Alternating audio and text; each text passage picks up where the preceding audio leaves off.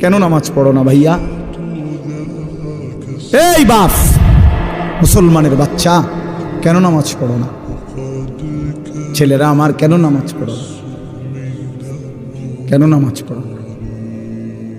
মালিক আর কেমনে বললে নামাজ পড়তে?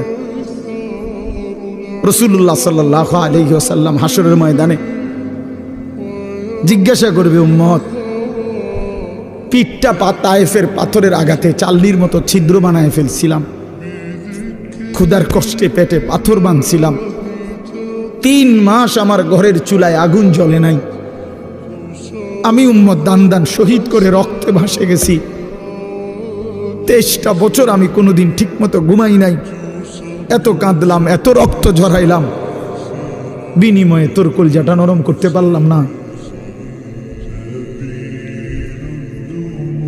তোর দিলটা নরম করতে পারলাম না উম্মত। আমি আর কত কাঁদলে তুই আমার কথা শুনতা? আমি আর কত রক্ত ঝরাইলে আমি নবীর কথা মনে পড়তো? বলেন, কি বলবেন ভাই? বলেন, কি জবাব হতে পারে তখন? আল্লাহ